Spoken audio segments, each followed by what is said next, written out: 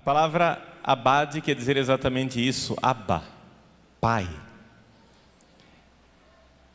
E aqui a igreja, ao nos colocar diante do abade Santo Antão, mostra que nós todos precisamos de uma paternidade espiritual. Todos precisamos ter um pai espiritual e também precisamos ter uma mãe espiritual. É interessante, Santo Antão viveu numa época em que se estava ainda descobrindo a vida monástica. Ele vivia no deserto do Egito e ele não vivia junto com uma comunidade, não tinha comunidade, ele era eremita, ele vivia praticamente sozinho. No entanto, apesar disso, por causa do exemplo dele, a igreja desde o início o chamou de abade, o chamou de pai. Por quê? Porque viu no seu exemplo uma paternidade espiritual. E é isto que se vive nas comunidades religiosas. Séculos depois, quando veio São Bento, também ele, abade, viveu o início da sua vida como Santo Antão, sozinho, vida de eremita. Mas depois começou uma vida de comunidade e fez uma regra, a santa regra, a regra de São Bento. E é interessante que dentro da regra, São Bento viu a necessidade de colocar na comunidade dos monges duas figuras que ocupassem o lugar do pai e o lugar da mãe.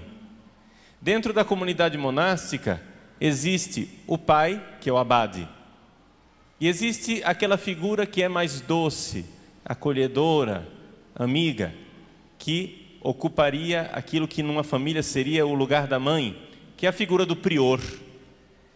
O prior, dentro do mosteiro, ocupa esta posição de mãe, ou seja, em palavras pobres, a gente poderia dizer assim: o abade bate, o prior assopra, não é isso? Não é esta a missão do prior, da mãe acolhedora? É isso que nós gostaríamos um pouco de refletir nesta tarde, a figura do pai.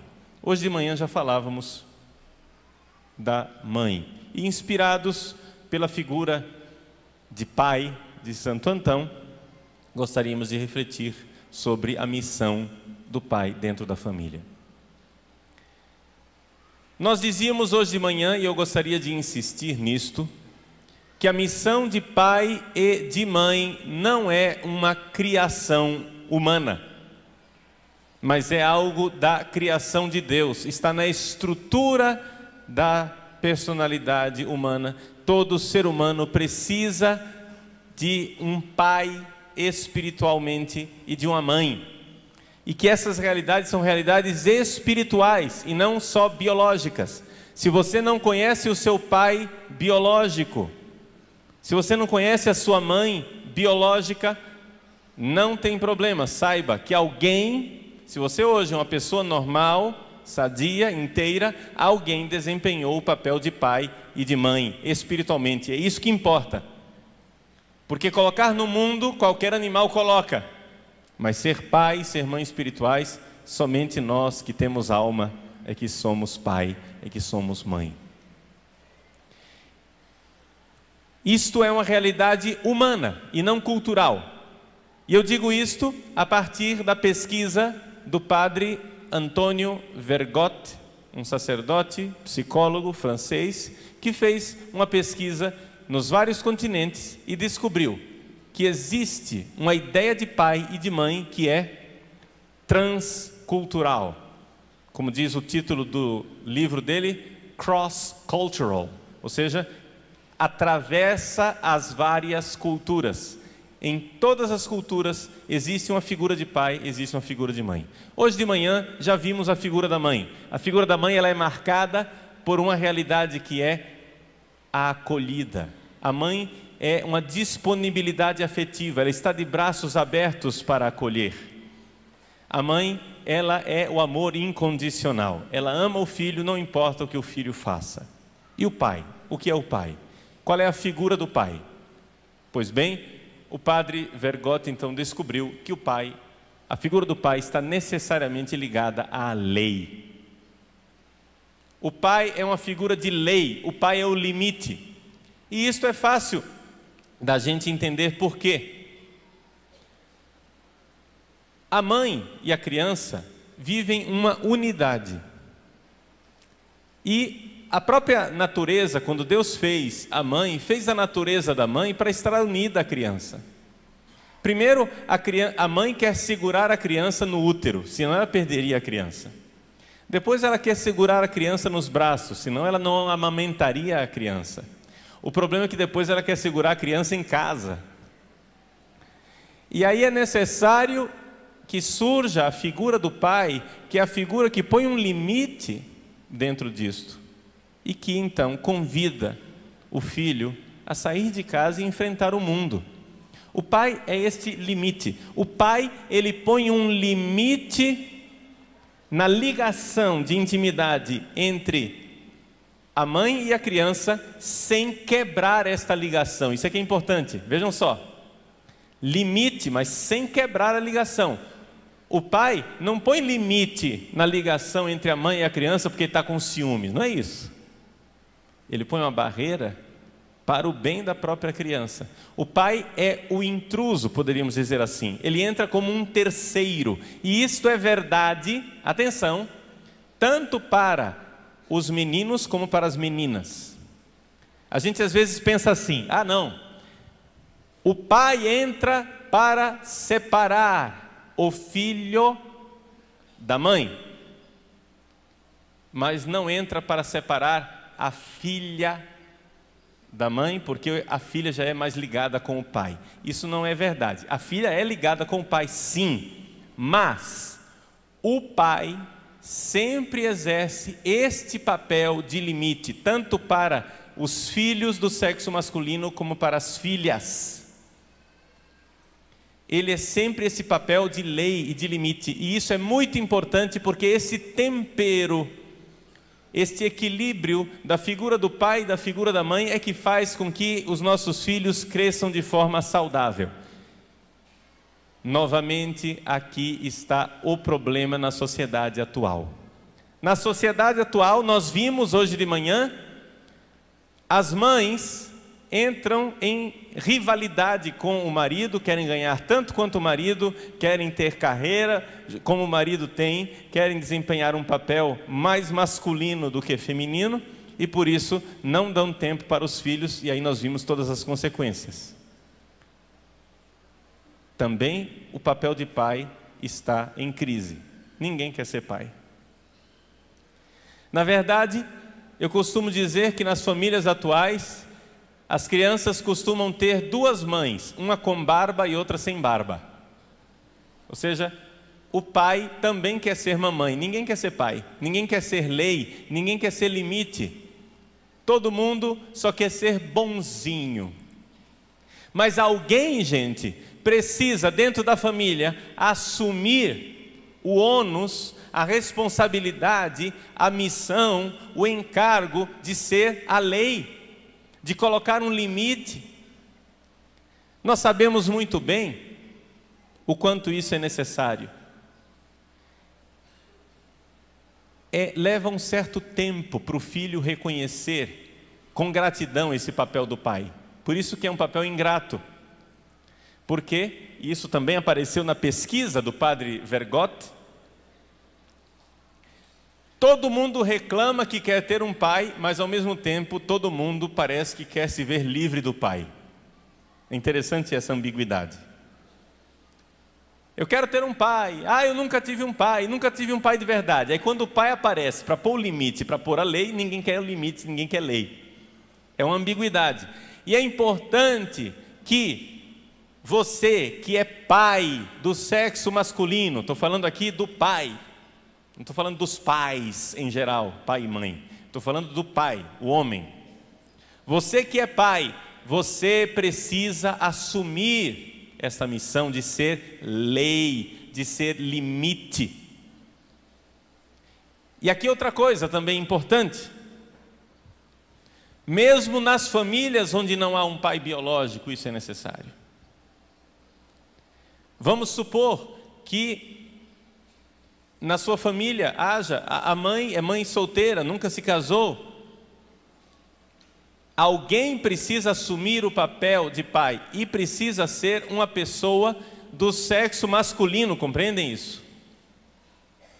É importante isso, a gente não pode relativizar os papéis tanto assim.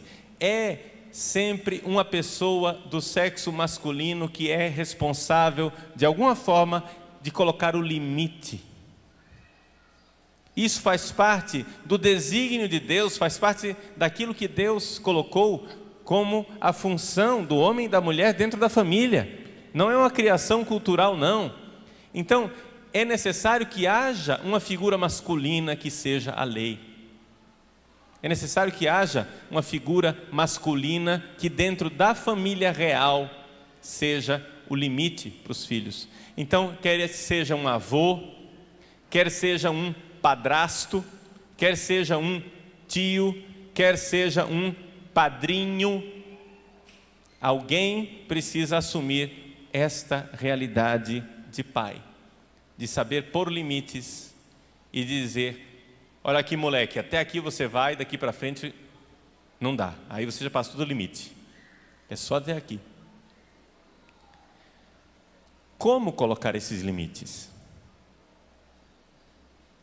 Bom, hoje em dia as famílias sentem uma dificuldade muito grande de pôr limites. E é importante a gente compreender uma coisa, gente, que o pai, se o pai deseja ser um pai verdadeiro, ele precisa ter uma virtude fundamental para ser o limite, para ser a lei, para ser a autoridade que educa. Aquele que bate, depois a mãe assopra. Ele precisa ter uma virtude fundamental, é a magnanimidade. O que é isso? Explico. Magnanimidade, a própria palavra diz, alma grande. Você não pode ser pusilânime, ou seja, alma pequena. Alma pequena é aquele que é detalhista, perfeccionista, picuinha, entende? Aquele fulaninho que é chatinho e se apega aos pequenos detalhes. Essa não é a figura do pai. Pai não é assim. O pai precisa ser magnânimo. O que quer dizer isto? Existe um ditado antigo em latim que diz assim: aquila non capit muscas. A águia não se alimenta de moscas. Isso quer dizer que a águia, que é uma ave nobre, magnânima, ou seja, de alma grande, poderíamos dizer, metaforicamente, a águia, ela não come animais pequenininhos, só come animais grandes. Assim deve ser o pai. O pai não deve se preocupar tanto com o pequeno defeitozinho, o pai tem que se preocupar com o defeito grande. Mande pouco, dê poucas ordens, mas as ordens que você dá têm que ser muito importantes. Você não pode encher a vida dos seus filhos de regrinhas pequenininhas e cobrar todas aquelas regrinhas o tempo inteiro, e você transforma o seu relacionamento de pai e de filho em pequenas cobranças. Aquela regrinha, aquela pequena regrinha desgasta a sua autoridade. Não sei se as mães já notaram isso, porque essa é a vida do dia a dia da mãe. A mãe é responsável pelas pequenas regrinhas. Menino, limpa os pés, lava as mãos, vem para a mesa, penteia esse cabelo, vai vestir uma camisa, tira o boné. Agora não. A mãe é responsável pelas pequenas regrinhas, e exatamente porque ela é responsável pelas pequenas regrinhas, a autoridade da mãe se desgasta. Quando a mãe finalmente quer mandar algo de importante, o que é que ela faz? Ela diz: eu vou dizer para o seu pai. É ou não é verdade? Por quê? Porque a figura da mãe já está desgastada com o convívio do dia a dia. Não é que a mãe está usando o pai como bicho papão, mas é interessante isso, apareceu na pesquisa do padre Vergote, e isso é uma realidade do mundo inteiro, De alguma forma, quando as pessoas verbalizam a respeito da autoridade da mãe, as pessoas sempre mostram que a autoridade da mãe, de alguma forma, provém do pai. Parece que a mãe exerce a autoridade dentro de casa quase que delegada pelo pai. Ela é representante do pai. Eu estou aqui tomando conta da ordem da casa enquanto o seu pai não vem. Porque é ele que é o cara da lei. Por que isso? Porque, gente, é natural que a criança tenha muito mais intimidade com a mãe e tenha um relacionamento de cumplicidade com a mãe. Compreende isso? Eles foram cúmplices durante 9 meses, um do outro, dentro do útero. Eles viveram um com o outro e a mãe tem essa cumplicidade com a criança. Isso é natural. É necessário que entre alguém para interferir e dizer: para. Você não é Deus, você não é onipotente, você não pode tudo, tem um limite. Agora, uma dica para os pais. Tem um amigo meu que é um excelente educador. Ele teve 8 filhos. Nunca teve dificuldade de educar os filhos. E ele diz assim: padre, o senhor quer educar bem os seus filhos? É o seguinte: não dê mais de uma ordem por mês.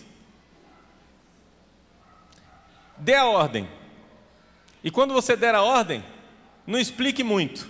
Não fique com lero-lero não. Ah, por que tem assim? Porque aqui quem manda sou eu, essa aqui é a minha casa e você vai obedecer. E os filhos obedecem, mas não mande demais. Só mande coisas importantes. Pense bem antes de mandar. Isso aqui é um exemplo desse meu amigo. Não digo que esse exemplo precise ser tomado ao pé da letra, mas só para dizer que existe aí uma sabedoria.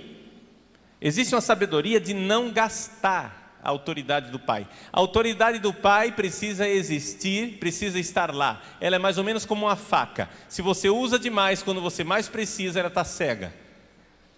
Então é necessário que você use nos momentos importantes. E saiba. Olha aqui, rapaz. Eu sou o dono desta casa. Enquanto você estiver morando aqui, as regras serão estas. Se você quer viver de outro jeito, arrume o seu emprego, sua casa e sua mala e suma daqui. É necessário, muitas vezes, falar com esta clareza. Por quê? Porque qual é a tendência dos filhos? É querer a liberdade de adultos, mas não querer a responsabilidade de adultos. Quer a liberdade de ir para a noite, cair na gandaia, sem dar satisfação a ninguém. Mas quem é que está pagando a conta da festa? Enquanto eu pagar a conta da festa, meu irmão, quem põe as regras sou eu. E isto é amor. Porque se você não tiver um pai que põe limites em você, não se preocupe, a sociedade porá os limites. Você vai terminar na cadeia. Você vai terminar limitado pela sociedade. É uma bênção de Deus colocar um limite. Vejam como Deus, na pedagogia dele, fez isso. Ele primeiro nos deu um Antigo Testamento, ele nos deu uma Torá, ele nos deu primeiro uma lei. Depois vem a misericórdia, mas primeiro o limite.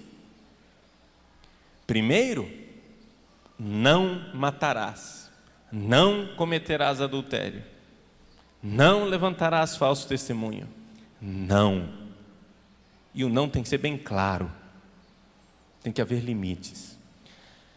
Só que saibam que nesse exercício da autoridade do pai, é necessário também que a gente não fique somente com o não. Vejam, as famílias têm que ser criativas para oferecer alternativas para os nossos filhos. Se você corta a internet, corta a televisão, corta a música, corta o passeio, corta a discoteca, a danceteria, né? Se você corta a boate, se você corta o passeio, a viagem, se você corta, o que é que você está oferecendo no lugar? Porque se aquele jovem não vai ter uma oportunidade de passar a vida dele se divertindo na internet, o que é que ele vai fazer naquele tempo livre?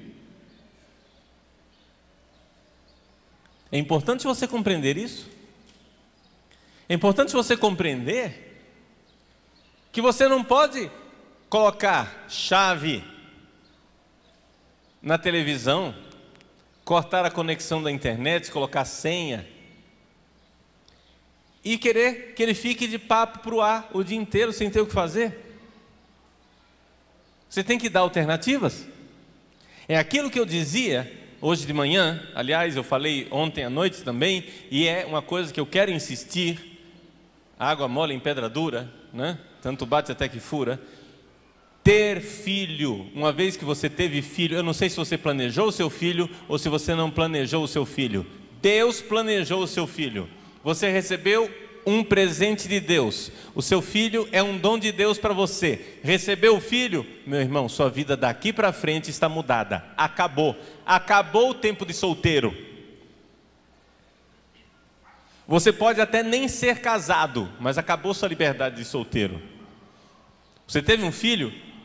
Acabou. Você precisa dedicar tempo a ele. Então, se você não quer que seu filho fique o dia inteiro pendurado no videogame, trate de criar alternativas e gastar tempo com seus filhos em convívio, em diversão, alternativas.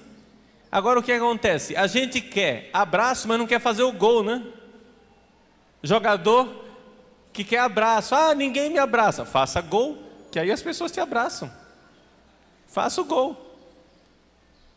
Eu quero que meu filho seja maravilhoso, comportadinho, educado e bem criado. Muito bem, gaste tempo. Conviva com seu filho. Conviva com seu filho. Você tem que investir. Tem um preço, gente, esse negócio. Mas eu não tenho tempo porque... bom, aí você colocou outras prioridades. Se existem outras prioridades, parabéns para você nessa data querida. Não reclame depois. Não reclame. Filho não é máquina, não basta colocar na tomada e funciona. Ou você investe tempo para os seus filhos, ou não vai ter filho que preste. Depois não reclame. Você precisa ter alternativas.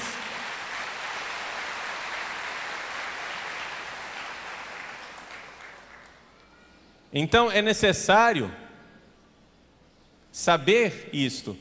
Ir para o cinema com seu filho, ou então vai para o parque enquanto seu filho se diverte. Você está lá com uma amiga, com um amigo, ou então está lá fazendo palavras cruzadas, sei lá o quê, mas você está junto.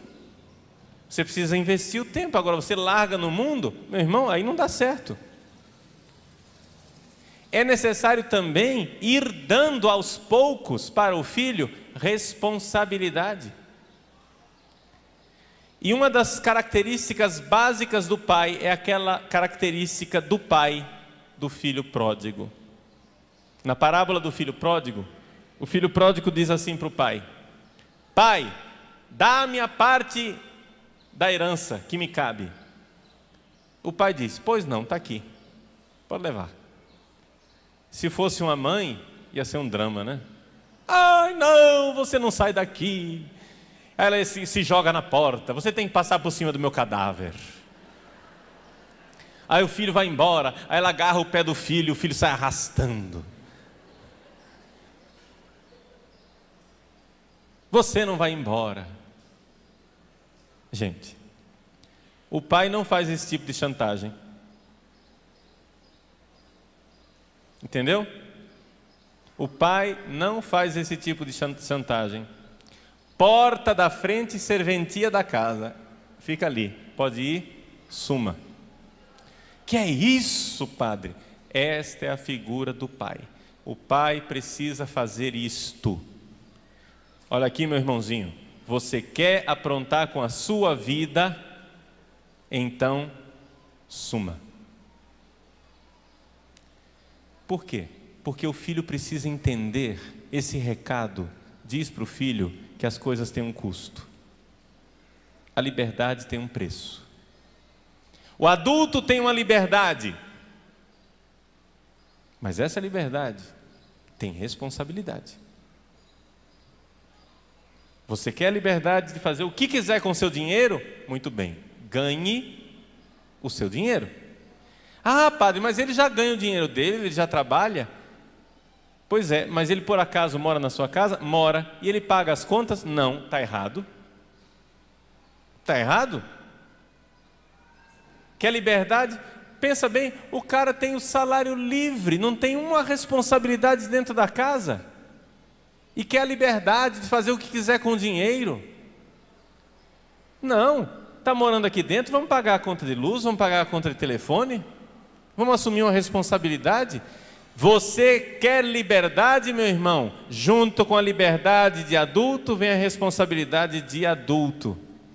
Se você quer liberdade de adulto e responsabilidade de criança, compreende que não dá certo. Se você só quer a responsabilidade de criança, ou seja, responsabilidade nenhuma, então você terá a liberdade de criança, ou seja, liberdade nenhuma. Criança não vai onde quer. Criança vai onde o pai manda. Então existe uma desproporção muitas vezes nos nossos lares dos filhos que já ficaram adultos, querem a liberdade de adulto, mas não querem a responsabilidade de adulto. E muitas vezes a dificuldade está na falta de um pai que diga: porta da rua, serventia da casa. Você quer fazer o que quer? Arranje sua casa, se vire. Você chega e diz: padre, mas isso é uma crueldade. Não é crueldade nenhuma, é a missão do pai. Por quê? Aqui é que vem o detalhe. Veja só. Quantas e quantas vezes essa história não se repete e você vai reconhecer aqui a sua história, você que é adulto. Você foi educado quando era criança, você foi educado com rigor, com lei, com limite. E você esperneou quando era criança, você não queria, você xingava, ficava com raiva do seu pai, esperneava, chorava, reclamava para sua mãe, mas tinha um limite. Você foi educado no temor de Deus, você foi educado na lei de Deus, muito bem. Você se revolta na adolescência.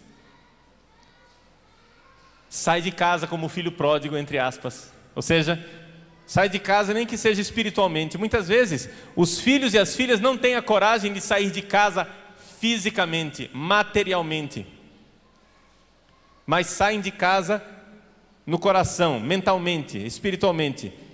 Chega em casa e só vive emburrado dentro de casa. Ele não está morando ali. Você vê claramente que ele só é gente, que ele só sorri, que ele só se abre para a vida quando sai de casa. Porque na verdade a casa para ele é uma prisão. E, na verdade ele não tem a coragem de assumir que é um covarde, que gostaria de sair de casa, mas não tem coragem de sair de casa. Porque é um covarde, não quer, ele quer a responsabilidade? Não, não quer, ele só quer a liberdade. E aí que fica essa ambiguidade. Mas vejam, o filho sai de casa, ele tem para onde voltar. Quantos pais e quantas mães vêm me perguntar: padre, meus filhos não gostam de ir à missa, o que é que eu faço? Depende, qual a idade dele? Qual a idade do seu filhinho? Não é? Se é uma criança, um adolescente, você deve dizer: ou você vai à missa ou você não mora mais nesta casa. Então você mora nessa casa. Tem condições de você sair daqui? Não tem.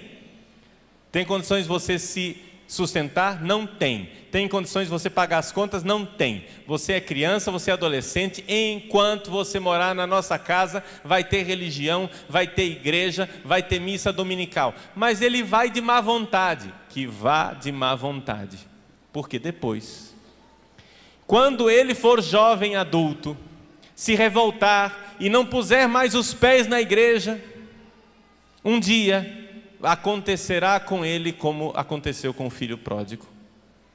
Um dia ele vai invejar a comida dos porcos. Um dia ele vai cair em si e vai dizer: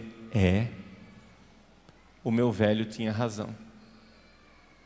E aí vai ser importante que ele tenha uma casa para voltar. É importante que ele tenha recebido algo para onde voltar. Você pode já ter morrido, você pode estar no céu, mas ele vai cair em si e vai dizer: vou voltar para a casa do meu pai. E o que quer dizer isso? Vou voltar para a casa do meu pai. Vou voltar para a educação que eu recebi quando era criança. Vou voltar para a religião dos meus pais.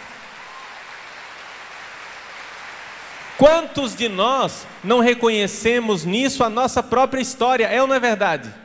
Quando você era criança, você ia para a missa na marra, odiava aquele negócio, e hoje que você já é adulto, você diz: que bom que meus pais me educaram na fé católica, que bom que eu tenho uma casa para voltar. Então, leve seus filhos para a missa. Olha aqui, enquanto morar aqui vai ter terço, sim senhor. É sábado, nós rezamos o terço juntos. No sábado tem terço, no domingo tem missa. Entendeu? Pode cobrar, mas cobre as coisas importantes, entende? Não encha de picuinha a vida deles, pelo amor de Deus. De detalhezinhos, onde a vida da criança e dos pais seja uma cobrança diária, um inferno. Se você cobrar só pequenas coisinhas, a vida vai ser um inferno. Eu não estou dizendo para cobrar pequenas coisinhas, eu estou dizendo para você cobrar as grandes coisas, as coisas importantes, as coisas fundamentais. Compreende? Então, saber que as coisas têm consequências. Saber que existe limite. Essa é a figura do pai. Problema, ninguém quer ser pai. E isto não é só nas famílias não, é em tudo quanto é lugar. É na sociedade, é na vida pública. Ninguém quer ser pai, ninguém quer ser a lei, ninguém quer ser limite. Isso acontece também dentro da igreja. Dentro da igreja, ninguém quer ser pai. O cardeal emérito do Rio de Janeiro, meu grande pai e grande modelo, Dom Eugênio Salles, o cardeal emérito do Rio de Janeiro, ele sempre dizia, diz ainda, está vivo, graças a Deus, diz: o problema da igreja é um problema de alfaiataria. Eu olhava para ele assim e dizia: ué, alfaiataria? Por quê? Está faltando calça comprida, tem muita saia nesse negócio. Já está faltando homem, entende? Está faltando alguém que coloque limite e que diga não. Muita gente acha, isso aqui já sou eu falando, né? Tem gente que acha que o problema da igreja católica no Brasil é falta de conversões. Nós precisamos converter mais gente. Eu já acho o contrário. Eu acho que o problema da igreja católica no Brasil é falta de excomunhões. A gente devia colocar uns para fora para ver se para.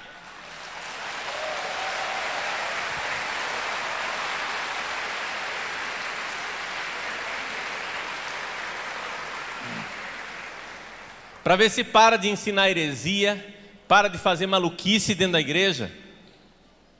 Qualquer clube de futebol da esquina tem leis. Agora não querem que dentro da igreja católica tenha lei.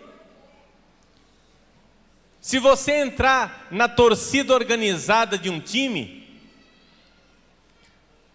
tem um São Paulino aqui na frente, lá com a camiseta dele, ó.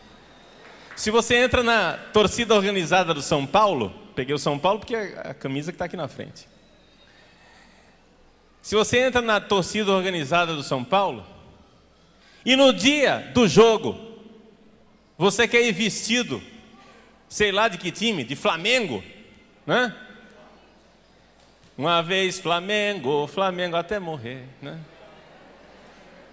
Se no dia do jogo, você quer ir vestido de Flamengo, você vai ser linchado, né? É ou não é verdade? Não vai dar certo? Mas eu sou livre de vestir a camisa que eu quiser. Você é livre de vestir a camisa que você quiser, só não entre na torcida organizada. Uma vez que você entrou na torcida organizada, você já exerceu a sua liberdade. Você resolveu entrar na torcida organizada do São Paulo, Muito bem. Agora você vai torcer para o São Paulo. No dia do jogo você não tem o direito de torcer para o Flamengo, porque você exerceu sua liberdade. Você tem todo o direito, gente, você tem todo o direito de exercer a religião que você quiser. A liberdade religiosa é uma cláusula pétrea deste país. Nós vivemos num país livre e a liberdade religiosa é um dom de Deus para este país. Todos nós podemos exercer a religião que nós quisermos. Agora, meu irmãozinho, se você quer ser espírita, se você quer ser macumbeiro, se você quer ser da igreja evangélica, não é dentro da igreja católica, não, é lá na outra religião.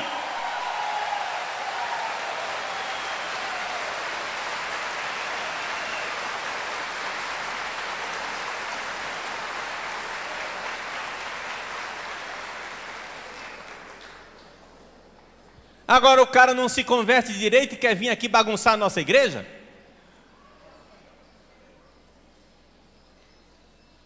Para resolver um pouco dessa coisa toda, a gente não precisava de conversões, não precisava de umas excomunhõezinhas. Manda embora. Manda embora. Você vai ser perfeitamente acolhido lá naquela outra igreja que pensa do jeito que você pensa. Some daqui. Liberdade religiosa, isso. Chama-se liberdade religiosa. O católico tem ou não tem direito de ser católico nesse país? Então que sejamos católicos. E quem não quer ser católico tem religião para todo mundo.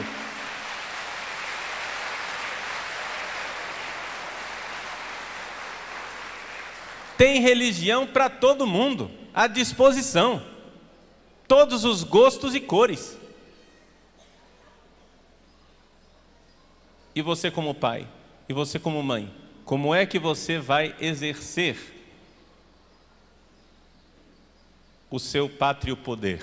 Como é que você vai educar os seus filhos? Ninguém fica esperando assim, ah, meu filho nasceu, eu não sei se ele vai querer falar português. Porque português, eu acho que, faz o seguinte, eu não vou ensinar língua nenhuma para o meu filho. Quando ele crescer, aí ele vai decidir se ele vai falar português, se ele vai falar inglês, se ele vai falar francês, se ele vai falar alemão. Isso existe? Não. Você nasceu de um pai brasileiro e de uma mãe brasileira e mora no Brasil. Você vai falar português porque é a língua que nós vamos ensinar para você, tá bom? Como dizem os italianos, o mangia questa minestra ou salta dalla finestra. Quer dizer o seguinte, ou você come a comida que está na mesa ou então cai fora. Entende? É essa comida aqui. Se quer, é essa daqui. Se não quer, chispa, some. É assim com a língua. É assim com a escola. Ninguém fica esperando se a criança... Deixa a criança crescer para ela decidir se ela vai para a escola. Alguém faz isso? Se você fizer isso, vem a polícia e leva você para a cadeia. É ou não é verdade? Por não ter educado seu filho, não está educando seu filho. Se você não der educação para o seu filho, você está sendo negligente. A mesma coisa com relação à religião. Você não tem que esperar seu filho ser adulto para dar uma religião para ele. Quando ele for adulto, ele pode rejeitar a religião católica e ser de outra religião. Mas enquanto ele está na sua casa, qual é a sua religião? Entende? Dê educação para o seu filho. Alguém precisa dar educação para os filhos. E, gente, é isto que as pessoas sentem falta. As pessoas sentem falta de uma referência, e o pai é isto. O pai é uma referência. O pai é o limite, é a referência, e alguém tem que prestar esse serviço dentro da família. Por isso, você que é pai, eu sou pai também lá no seminário, né? Para os meus seminaristas. Vou fazer o quê? Eu sou a lei. Você que é pai, saiba que tem um limite esse negócio aqui. Vou fazer o quê? Tem um preço que a gente paga. Quando os meus filhos espirituais saem para comer pizza, eles não me convidam para ir comer pizza. Escuta, você vai sair para comer pizza e tomar chopp com a lei? Você não convida a lei para ir tomar chopp com você? Você convida o colega, o amigo, o cúmplice. Mas aquele que é a lei, não. Para que as pessoas querem um pai? Querem o pai para ele estar lá na hora que eu preciso. Na hora que eles batem a cabeça na parede, aí eles sabem onde é que eles vão me encontrar. Mas eu não digo isso porque eu estou reclamando. Eu queria ser convidado para comer pizza. Não é isso. Se eu fosse o coleguinha deles, se eu fosse o cúmplice deles, se eu fosse conivente com eles, o preço seria muito alto. Eles seriam órfãos. O preço que o seu filho paga de ter um papai cúmplice é orfandade. O pai, ele é lei de alguma forma. Ele é limite. Não precisa para isso fazer cara feia. Não precisa para isso ficar emburrado. Não, gente, nós podemos ser pais na alegria. Eu acho que lá na minha comunidade de seminário, todo mundo pode reclamar de muita coisa, mas ninguém pode reclamar que falta alegria. Ninguém pode reclamar que existe bom humor, alegria, felicidade, até mesmo porque eu sou o primeiro a ser o objeto das piadas. Eu deixo que as pessoas façam piada comigo, não tem problema não, pode, isso não tira a minha autoridade não. O seminarista me chama, ih, lá vem o careca, né? Sem problema nenhum. E fazem gozação comigo, brincadeira comigo, etc e tal, mas eles sabem que na hora de pôr a lei e o limite, existe uma lei e um limite. Isso não tira a minha autoridade. Entenderam? Por quê? Porque eles sabem que a minha autoridade é exercida conforme a lei de Deus, não conforme o meu arbítrio, não conforme o meu alvitre. Como é que a gente adquire autoridade? Você quer ter autoridade? Você perdeu a autoridade, né? Então, quer recuperar sua autoridade? A primeira coisa que você tem que fazer para ter autoridade é ser obediente. Obedeça a Deus, você vai ter autoridade, você vai ver isso. Quando as pessoas virem que você não é o manda-chuva, mas que você é o primeiro a obedecer a lei de Deus, elas vão entender quando você mandar com autoridade.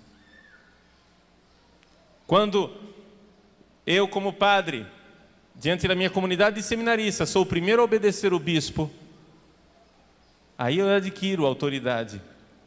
E eles começam também a obedecer a mim. Quando eu sou o primeiro a obedecer o Papa, quando eu não sou o dono das coisas, eu não sou o dono da liturgia, eu não sou o dono das leis da igreja, mas eu obedeço. Agora vejam que é importante que as leis não sejam demais, as leis não sejam excessivas.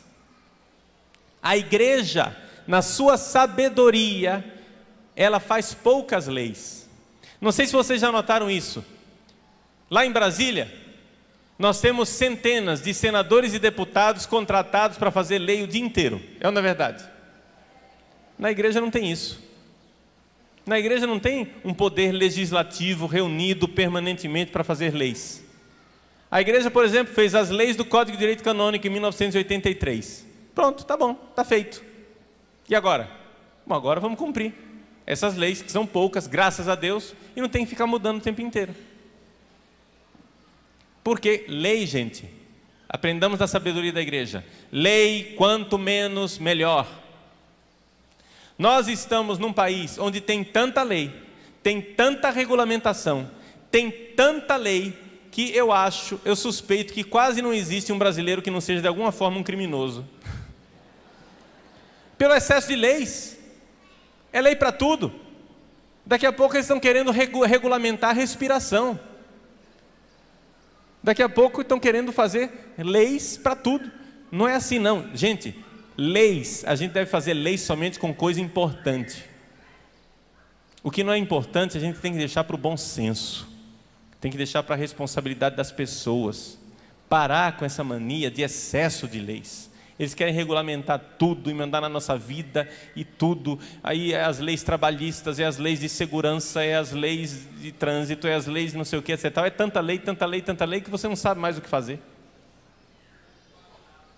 É só esperar eles agora decretar prisão da população inteira, porque... Gente, nós precisamos compreender isto. O que é a missão do Pai? O Pai, de alguma forma, Ele é a lei, Ele é o limite. E isso é uma forma de amar. É um jeito de amar. E quando as pessoas amadurecem e crescem, elas terminam sendo gratas, agradecidas pelo pai que tiveram. Só que leva tempo, né? Enquanto estão ali obedecendo, é difícil. E por isso ninguém quer assumir esse papel de pai. Mas é necessário que os homens sejam corajosos e assumam o seu papel de pai dentro da família. Então vejam que equilíbrio maravilhoso que nós temos. A personalidade da pessoa se desenvolve, cresce e floresce quando tem essas duas coisas. Quando ela tem um pai que põe limite e que exige para que ela cresça, e uma mãe que acolhe e a pessoa tem para onde correr. Isto é o equilíbrio da família como Deus criou. E esses são os valores familiares principais que nós precisamos cultivar e precisamos possuir. Então, meus queridos irmãos, vamos agradecer a Deus, porque Ele é também o nosso Pai. Ele também põe limites para nós. Ele também nos impulsiona. Vocês sabem que eu escrevi um livro, né? Livro Um Olhar que Cura. Na capa do livro, você tem dois olhares. Um olhar severo, poderíamos dizer que é aquele lado do olhar do pai, e um olhar amoroso e misericordioso, poderíamos dizer que é o olhar de mãe. O amor de Deus é um amor tão rico que ele tem as riquezas do amor do pai e do amor da mãe. É por isso que está ali, na capa daquele livro, aquele ícone de Jesus. É importante a gente compreender esta realidade do pai e da mãe que estão lá presentes. Acolhida e desafio. Esse equilíbrio. É este equilíbrio que nós precisamos ter para educar os nossos filhos, para que as nossas famílias vivam em harmonia. Vamos colocar então nossas famílias no altar de Deus, pedindo a Ele que consagre, abençoe e renove todas as nossas famílias conforme o seu projeto de amor. Fazemos agora a nossa preparação das ofertas. Você pode ficar sentado mesmo. E eu gostaria aqui de fazer um apelo para vocês. Você que assiste a Canção Nova, participa da Canção Nova, você é o patrocinador da Canção Nova. Então gostaríamos de apelar para a sua generosidade. Vocês sabem que esta palavra que está sendo proclamada nesse acampamento de oração, ela precisa chegar a muitos lugares. Então ajude a Canção Nova. Ajude com a sua contribuição, ajude adquirindo os produtos da Canção Nova. Mesmo que você, vamos supor, você já assistiu essa palestra, mas você adquire a palestra e dá de presentes para outra pessoa. Dá de presente. Pega a palestra de hoje de manhã, ensinando como deve ser uma mãe. A palestra de hoje à tarde, ensinando como deve ser um pai. E dá de presentes para um casal que está começando agora. Esse é o presente de casamento. Para eles saberem conduzir a sua família. É uma forma de evangelizar. Então, pedimos a você a sua generosidade. Estamos de mãos estendidas para você. Precisamos pagar as contas, precisamos fechar a nossa campanha todos os meses, e isso é possível se você for generoso. Seja generoso e pense no bem que você está fazendo.